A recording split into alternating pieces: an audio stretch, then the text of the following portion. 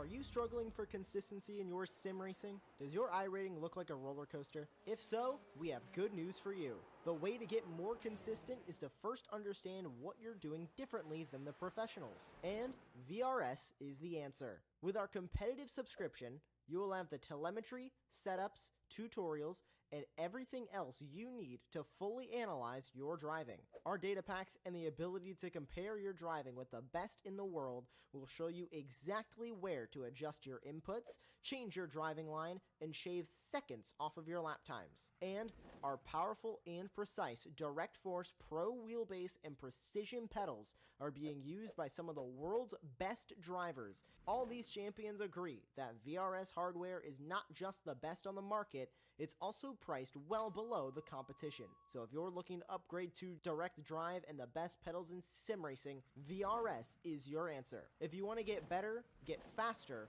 and make it happen sooner rather than later, you owe it to yourself to find out why so many people are switching to VRS. You'll be so glad that you did. Visit www.virtualracingschool.com and learn why the best use VRS.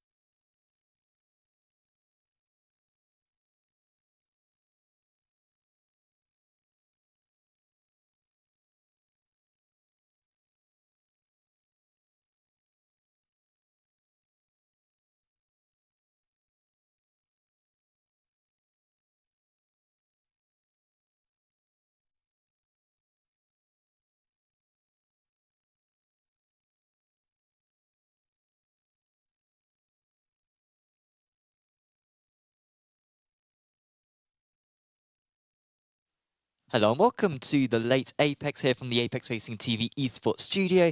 My name is Sam Fitzpatrick. Alongside me is David Sampson, and we'll be going through all the latest in the world of sim racing, including a new Next Level Racing FGT Pro rig, which looks potentially a level up on stuff that we've seen in the past. We've got a bit of news on Project Motor Racing, DTM Esports.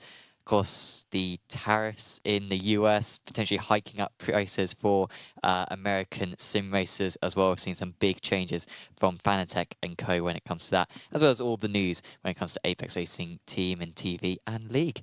My name is Sam Fitzpatrick. How are you, David Sampson? I am very good, thank you, mate. Yeah, looking forward to this. But obviously, I mean, no company's making giant mistakes, so we haven't got loads of stuff to chat about. It's been a weird point in sim race where companies are doing well and things are going good and games are getting popular. So it's all change. And there's no April Fools as well this week. Correct. To fool me, unfortunately. So yeah, we'll see how we get on. But let's talk about this Next Level Racing rig, which has come out. It's their FGT Pro rig, and I won't show you any sound. But we should be able to get a trailer of it, and it's a very nice trailer as well that they've done it. Unfortunately, one that involves someone clearly not actually driving on a proper sim, just like moving the wheel. But it looks pretty neat, this. Yeah, this is the adaptable one. I haven't actually looked into it. It's got different styles it can adapt, isn't it? Exactly. So it's the FGT, which means that Formula and GT. So you can adjust it for either one. And really one of the main points of this is that it's all adjustable. Well, not all adjustable, but a lot of adjustments to complete without tools. And so you can just loosen it and then adjust for however you want. Yeah, I And mean, I like it. I mean, I assume it's tailored to the 49 or a single rather than triples. Yeah. It's a shame the design has the 49 so far back. Like, what's the point of a monitor being curved if it's that far away from you? sure. Like Yeah, you know, that's very true. Because Yeah. when it's close to you, that extra bit of curve adds that almost surround feel. It's not, but it gives you that illusion of being surrounded. Whereas Plunkett, what was that? 3 foot away? It's flat. Like, it's flat. Yeah. But no, I've been banging on about this for a long time about the approachability for SAL. Like, it's all well and good, a metric ton of extruded alumina landed at your door and you pay 100 in shipping, you construct it yourself, and you know, I just don't see that being the mainstream. So every time a rig gets more approachable in the, say, the toolless design, I've got a picture here, in the toolless design, I mean, it still is extruded aluminum, but I think it's a good focus to have on the adaptability. Obviously, Next Level Racing are partnered with iRacing. It's been a couple of years now, if I remember rightly. But And the FIA as well. I think they've got like, it's an FIA graded rig or something like that. Like, there's some sort of agreement there which they talk about. So they've already got the FGT. So this is the FGT Pro. They've already got the FGT. One of the better things about this one of the upgrades, is that they've got an additional mid-frame reinforcement. So basically, it can take better load without and with less sort of movement and greater rigidity. They've got industrial grade 50mm steel tube chassis, and it can support direct drive wheelbases up to 25 Newton meters of peak torque. It is expensive. So in Europe, you'll have to purchase one for 1,000 okay, lost me. euros. Which is a lot. Shipping's going to be high, right? It is extruded aluminum. It's not small. In the UK, it's only 900. No, I don't know, man. I must be the only one. Like, I don't know. Like, I just feel the next step for all of this is mainstream. Like, Sure. we're trying to polish everything and get it ready to go mainstream. A £1,200 rig that's made of heavy metal. I don't know. Like, the argument for extruded aluminum has always been adaptability. You can, you know, grow. Well, where was the grow? I never grew my rig. Did you ever? Like, yeah, you had a cup holder and a shifter. And, no. So I just want to see the next evolution of rigs. That's what I'm hoping for. And I do think 49s and these are the future. I think because they're coming down in price. They keep going. I think I saw one, like, not a mainstream brand, but I think I saw it around like the 500 quid, like, for a 49. Like, I mean, we spoke today. You use a 49. You have the choice 49 and triples. You've got, I mean, you're lucky enough that your home for racing has, you got a choice of 10 rigs, and you choose a 49. I don't know. I love the adaptability between Formula and GT and the toolless design for adjusting stuff. I think that's key. But yeah, I just don't know. These things are so expensive to have shipped. One of the positives might be that it makes the regular FGT seem cheap at £450.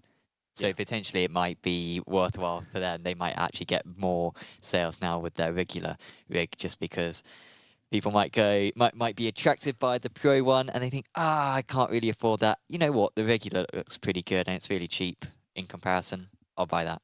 So yeah, that's true. The FGT's always looked a bit weird to me. Almost, is this it? No, that's the G. No, because that looks really weird. For context. yeah, that's a lot for that. But I'm not saying the tubular design is the answer either. I'm not saying I know the answer. Sure. It's up to these companies to find the answer.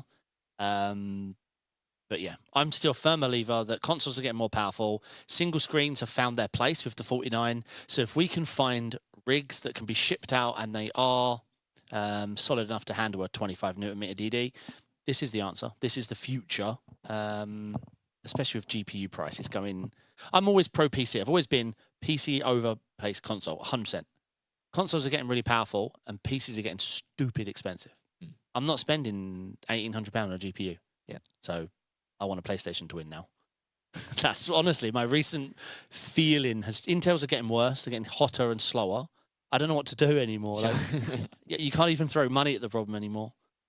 But yes.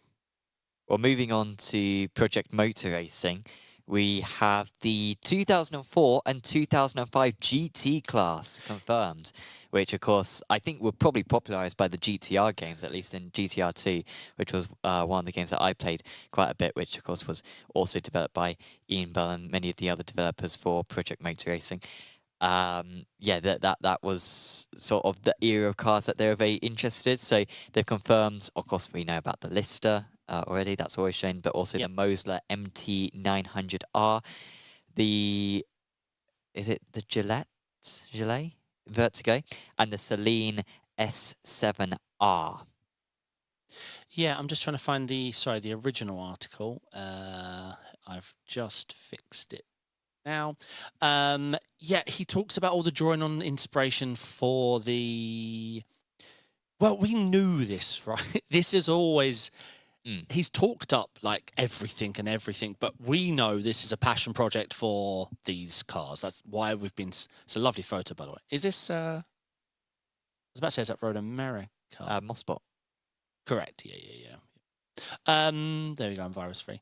Yeah, I mean, we knew this. He's a big passion piece about this. He has lots of quotes and why he loves this. Is this what people want, though? Yeah. I've made this point a couple of times in recent weeks where it's like, this really is maybe inside baseball. I'm not sure if that's necessarily a fair term, but like it's very specific for something that isn't, that if you're in a bubble, you might think people like this, but in reality, people may not be so interested in the mass market, which is what they've got to be aiming for. I'm calling on them to share a photo that isn't from 2004. Like, I'm sorry, but I still remember the interview when he was interviewed and asked what cars tracks. And he basically looked him in the eyes and was like, well, yeah, every major thing that you want, nothing could be missing. Yeah. What about tracks? He was like, yep, we're going to have all the major tracks.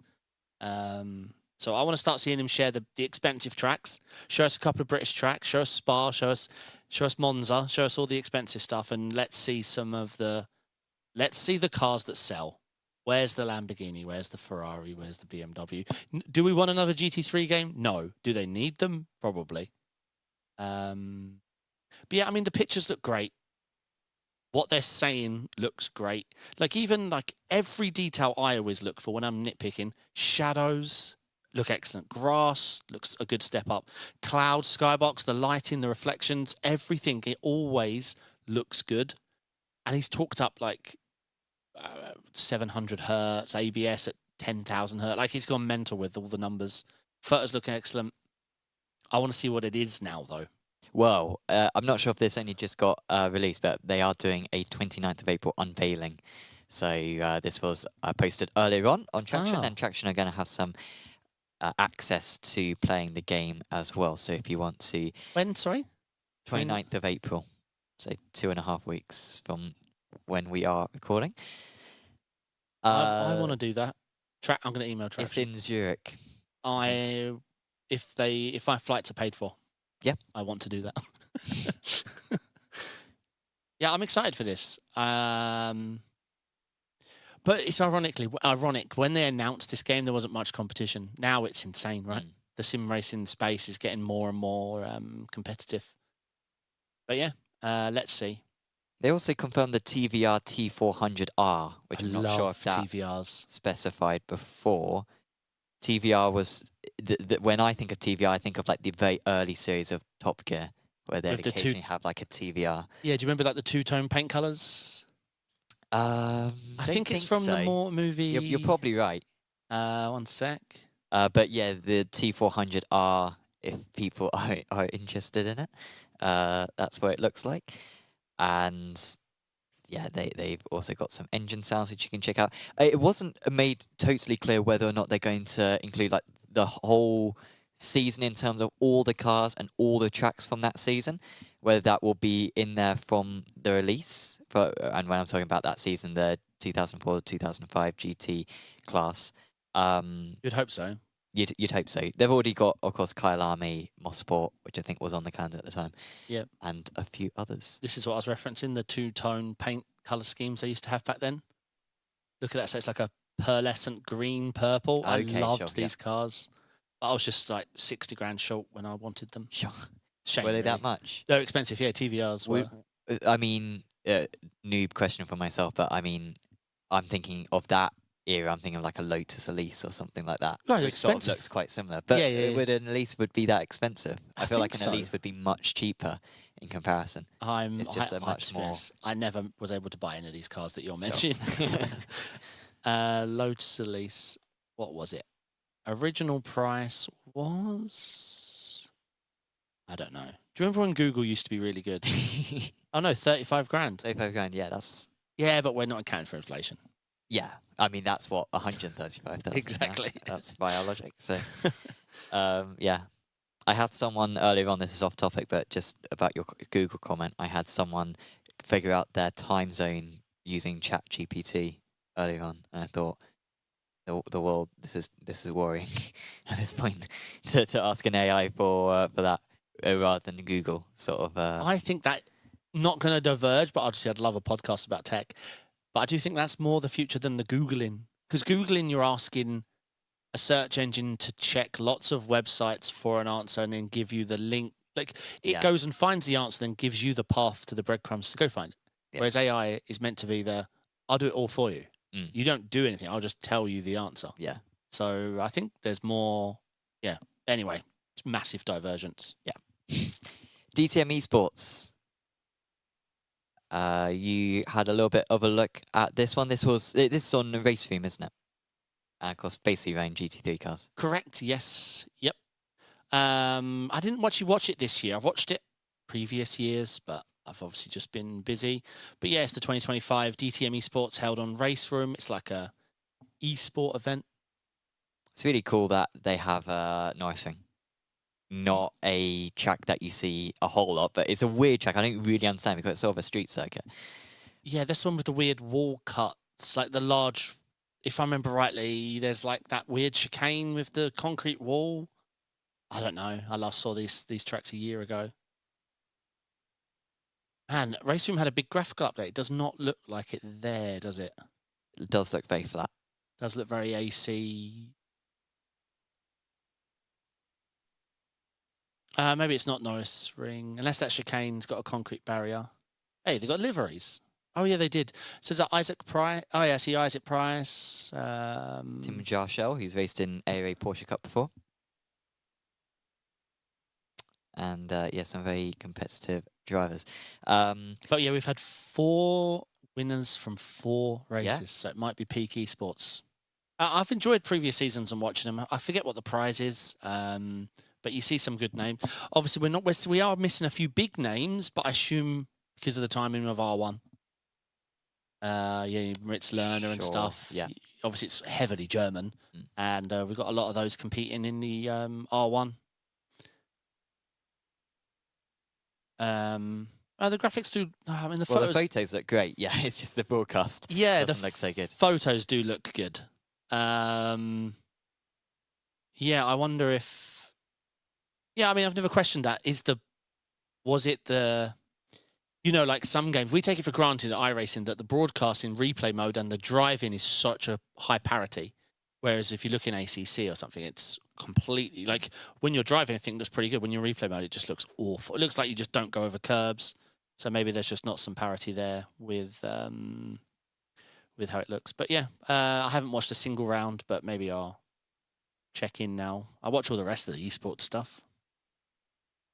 Let's move on then to Fanatec, and they've got a new website. Yes. What are your thoughts on the website? Do you know what? We'll do a live reaction. I've not looked. Oh, okay. Yeah. So I saw you put some comments in, but these were just comments from other people, or? Correct. I just grabbed them. That's why I quotated them. Obviously, they're flexing a little bit here. Obviously, the brands are now partnered with because they've been bought by Corsair, which means, I mean, I don't really know the others, Origin and Elgato, though, so it's good. They've gone with a full video at the top. That's nice. Let's have a look. It's not bad, pretty clean. I did notice they've got their new UI coming out, and this reminds me of their UI with their new UI for all their software and hardware products. Sorry. I like this next bit where you scroll down and you've immediately got the 5 big little things you might buy: steering wheels, wheelbases, add-ons, it's clean. pedals, and cockpits. All right, so if I can find something, let's see if I can find the DD2 nice and quickly. If they even still sell the DD2. Actually, yeah, this is pretty clean. Yeah, there you go. There's my baby. Yeah, this is a lot nicer to use than the old website. How do they handle the wheel rims? Because they have so many. Let's see how they get on with this. I always found before it was almost like you were searching through bundles all the time. Like you was... Sure. How do I guess that's what they want you to buy, right? Yeah. Yeah, this looks good. Yep. Very clean. Unless this is the default. I mean, I'm going to hit Control minus a few times because it's for the blind. There you go. That's a bit better. It's a bit chunky. I mean, these are huge. Could definitely show some more products. But yeah, obviously, I don't know if Fanatec's problem is their website. It's always been... I mean, if I focus on the software side front and center, that's a promising sign, but we're still looking at the old one here. So maybe timing it with their new software would have been good. But yeah, I mean, it looks all right. Yeah, so their new Fanatec app looks like it's going to be on brand with their website. Very clean, default profile, sharing because obviously it's always been Fanalab and using the forums, and it was always a hassle. Half the time I'd get Discord DMs from people with the packages I need to download. It was all just a mess. The new software looks like what you'd expect in 2025. You know, one piece of software that handles all your drivers, your settings, your profiles, detecting everything. That's what we want to see. Yeah. Some bad news though for Fanatec, or at least for people in America when it comes to Fanatec, is that with all the tariffs and the financial stuff that's going on at the moment, well, it's pretty much just the tariffs, that unfortunately they're going to have to pay potentially a lot more money. Of course, this is changing by the day in terms of what tariffs are being set, but particularly from Chinese products, which a lot of these products are being made from. Those tariffs seemingly not going to be decreased anytime soon. And so for the entry-level CSL pedals, for example, Americans are going to have to go from $100 to $150 in order to purchase them. So that's a 50% increase. And generally just a lot of 20 to 50% increases, because obviously now there's 104% tariff for products made in China coming to the US. So however much is the manufacturing, they've basically got to double that in order to not to lose money. Well, obviously not to get hold down that side, but there was a freeze announced on all these tariffs for 90 days or something. But that wasn't on China. Oh, yeah, of course. That was on everyone else. Yeah. Yeah, you're right. Yeah, it's crazy times. Yeah, crazy times. GSI announcing also on the same story there. Here we go. Product freeze. Price freeze, sorry, up until April 20th. And then they're just being honest. Like, they've really come out with how it's going to affect them, and they're going to sit down and analyze and look at their prices. So April 20th, they're going to basically announce what's going to be changing, because they've got supply partners in both Asia and Europe, and obviously they're based in America. So yeah, it's going to hit them hard. So it's just a case of they need to sit down and work out. It is a scary time, right, for everyone. There is no... I mean, I'm not going to go into it because would be here for a week. Yeah. But much more qualified people than us correct. Talked about this extensively. But yeah, I was talking to my wife about it the other day about just...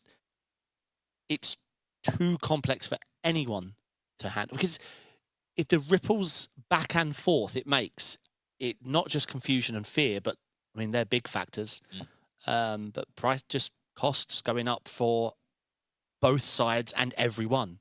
Even if you want made in America, what if the machinery you're using to manufacture the made in America that you're actually gonna make in America costs too much now that you can't now make in America? Like, it's very confusing. There is no one answer solves it all. Yeah, it's a balancing act, and now no one can balance. Sure.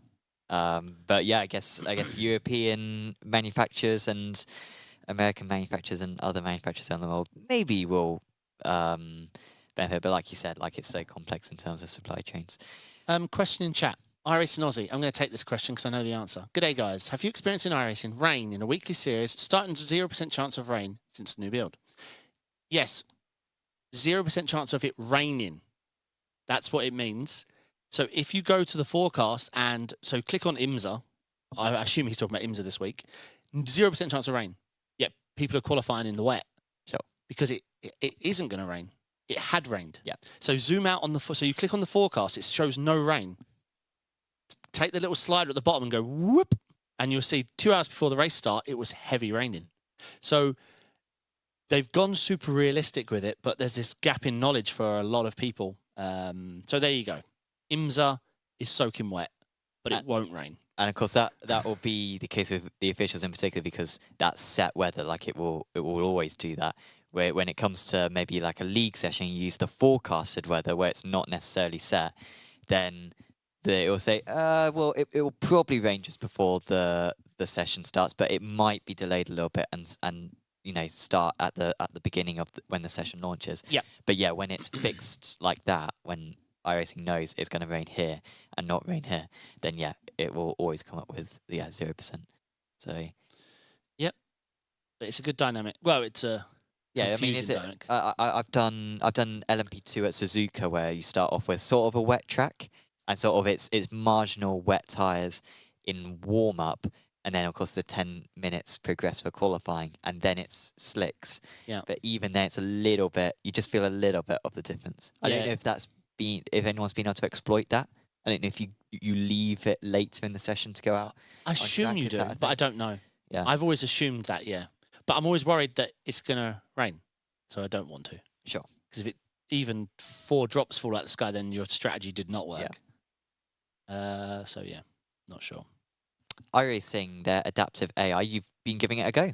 I did. I actually used it for PESC prep.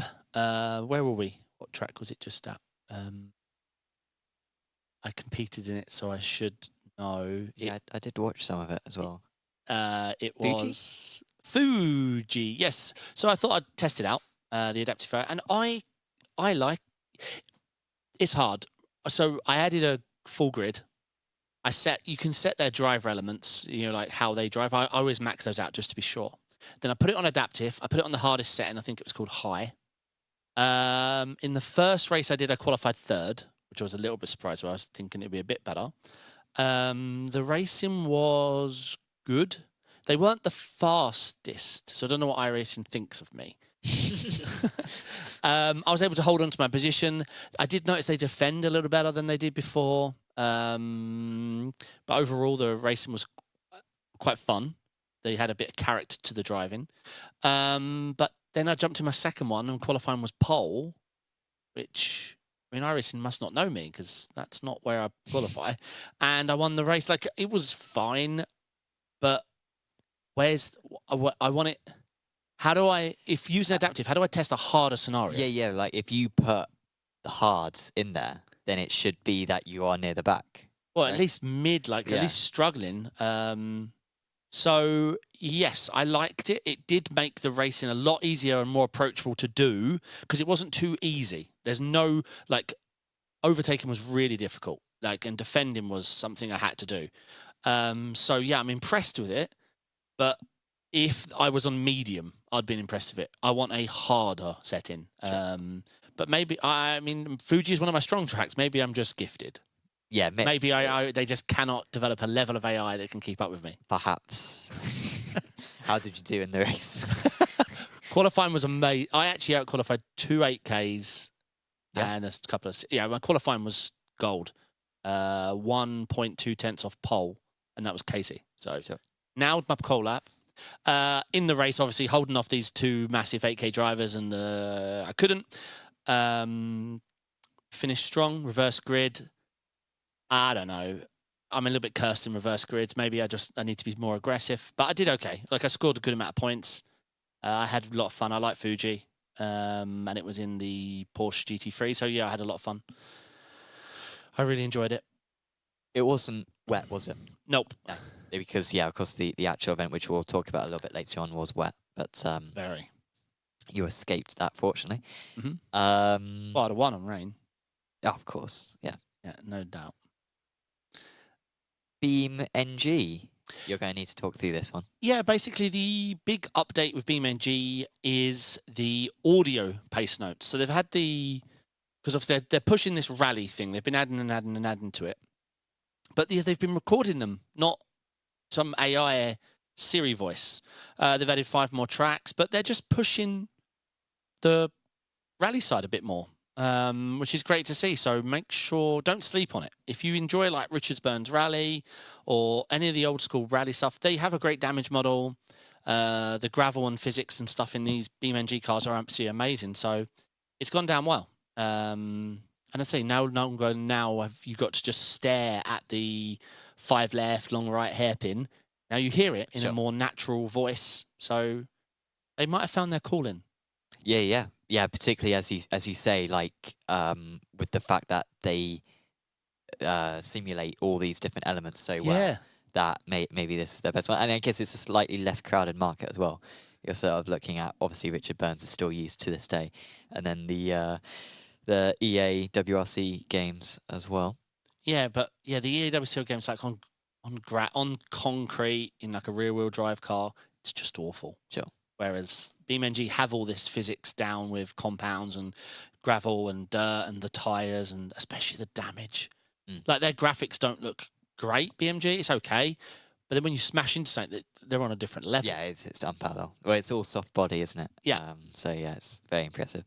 So yeah, I mean, it's still in experimental phase, but I think it's something definitely everyone should check out, especially if you are a hardcore rally person. Like if you like Richard Burns Rally, this is definitely something to add to your list of games to try.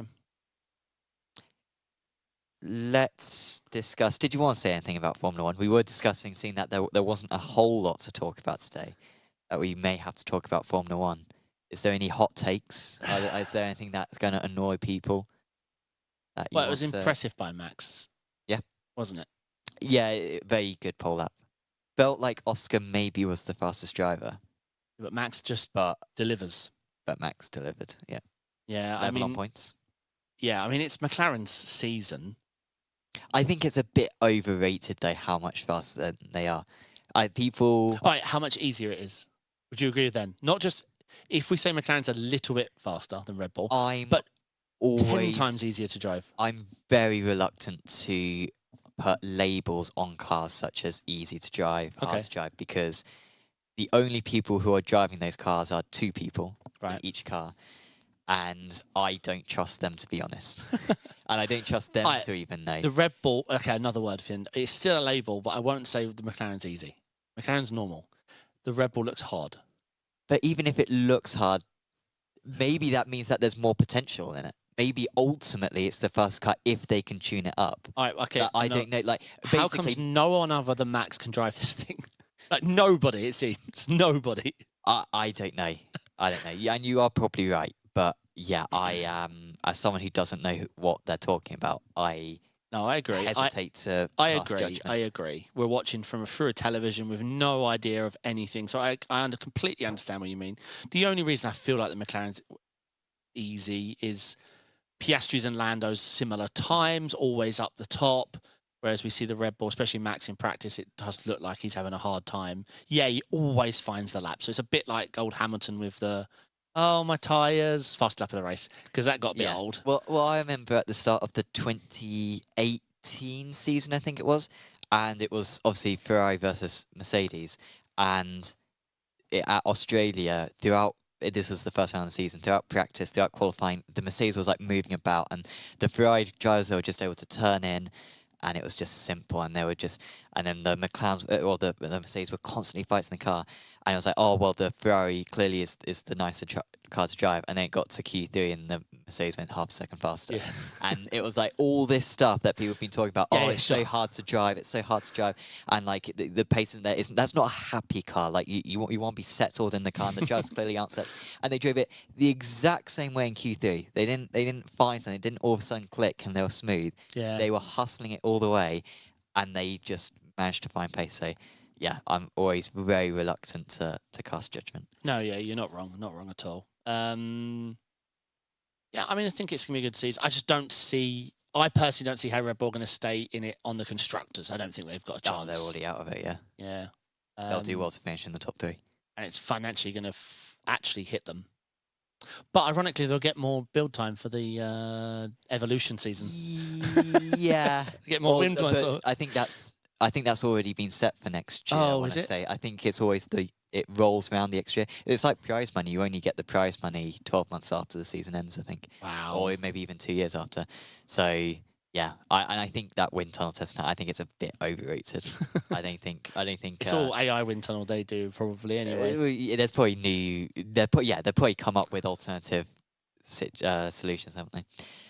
Well, let's move on to Apex Racing team and PESC at Fuji, and it was a wet race 1, a drying race 2, but still was too wet to go on the slick tyres. Yeah, did you watch the broadcast? I watched a little bit of it. Looked damn stressful. It really did. Unfortunately, none of our guys managed to get into the reverse grid. Sanchez missing out by 1 spot, Luke missing out by 2 spots, but the two of them still scored good points across the evening. Luca and Johan not having a great time of it. And of course, there's only 1 more round of the season to go. Le Mans. Oh my god. What are you after? No, I was finding the points for PESC, but all of a sudden my computer went, this might be a scam.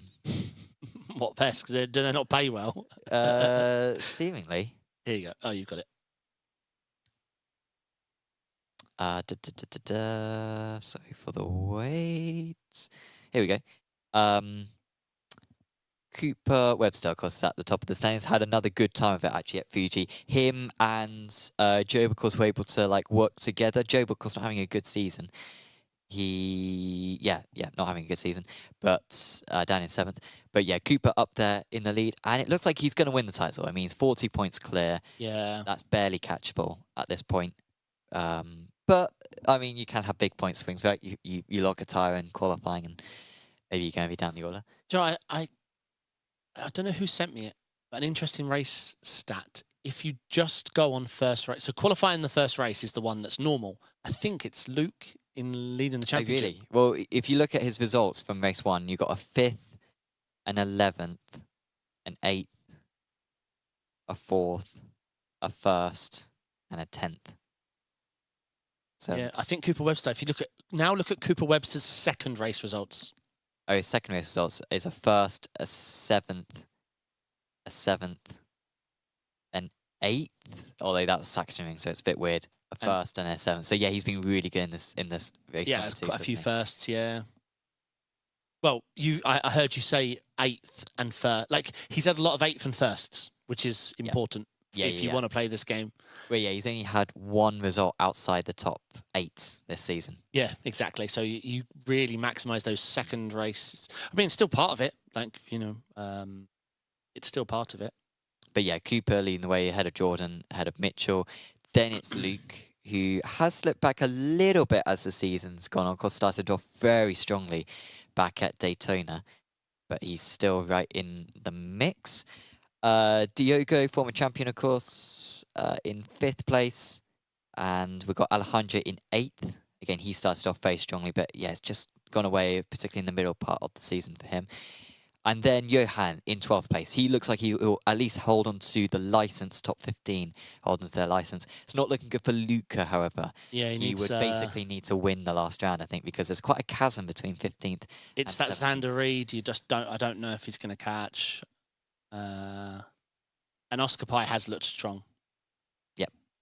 Obviously, Luca's an amazing driver. It can be done.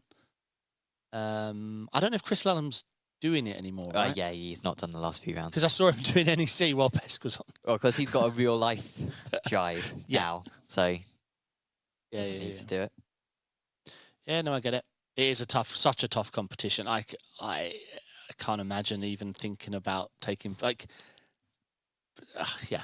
It looks so competitive. It's insane. Well, talking about competitive Porsche racing, we did have PECC GB at the weekend as well. How did you get on? The most embarrassing race I've ever been in my life. I was genuinely, I'm not exaggerating here, 4/10 slower than everyone else. And what track? Oh, Donington. Donington. Yeah. I don't know why. I really did not know why I was so slow. I was very consistent. I did probably a couple of hours of practice, so decent amount of practice, and was shockingly slow. 10 AMs, race 1, managed to get up to 8th because there were some slowdowns on the last lap. So managed to get a point there. And then race 2, so it started raining midway through the race. Unfortunately, I got a car spun in front of me earlier on in the event, which I got unlucky with. So yeah, not nice for me. However, and that was my last round of the season as well, so good riddance.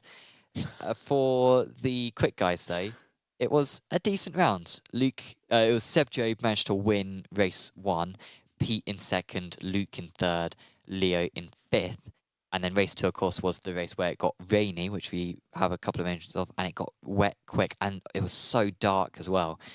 And the dirt and the water was like it was filled with dirt or something. It was like dark because there was no, I think, sun to reflect off the spray. Gotcha. It was really like. So you get that muddy spray. Exactly. So that photo there almost looks real, by the way. Yeah, it does look good, doesn't it? Particularly the cars further away. Yeah, really, really starting to get close. I'm not last in that one. I'm 4th to last. That was the peak of my evening. Fortunately, I didn't see the spray because I was so far away from everyone else. But the guys up ahead. That was the strategy, right? Didn't work. They really struggled, unfortunately. Luke got involved in a collision with Will Chadwick, unfortunately. So I ended up P5. Leo managed to get to P3. Pete's had a couple of issues as well. They got really held up by Will. Not saying it was necessarily anything bad by Will or anything, but that really enabled Job to catch and pass. It means Seb Job has now won the title, so he cannot be caught in the last round of the championship. Yep. Luke, I think, basically has 2nd in the bag, and then it's just a case of who's going to finish 3rd between Leo and Pete.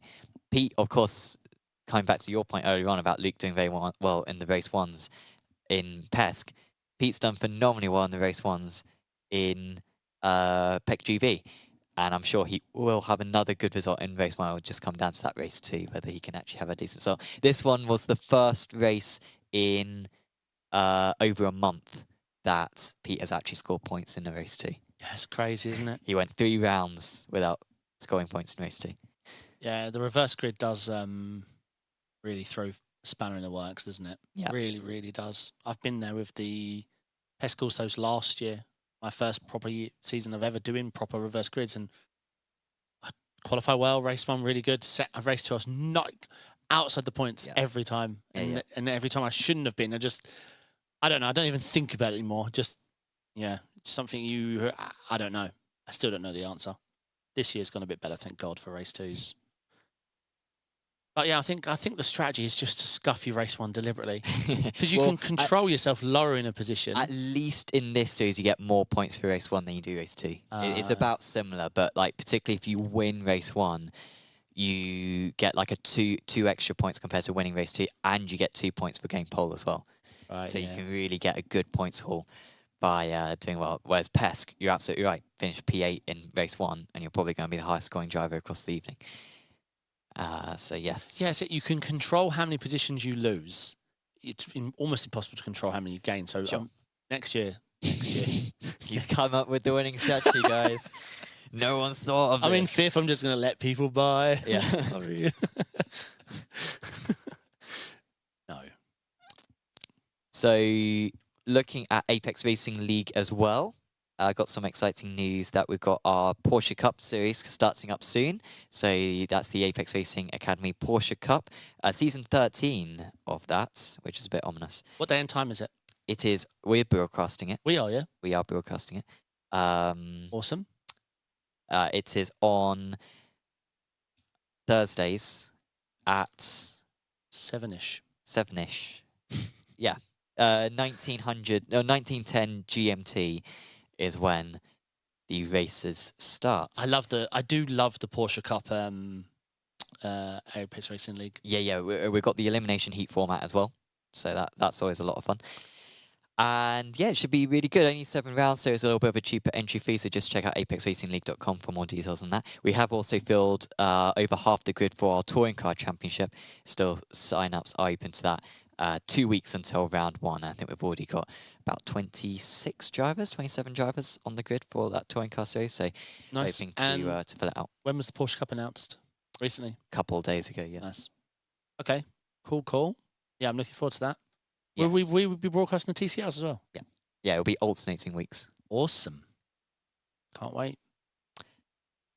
We also posted the Apex Racing TV compilation video, so do check out Apex Racing TV, which you're already watching. So just check out the channel, and you can see 4 minutes of the best moments from March.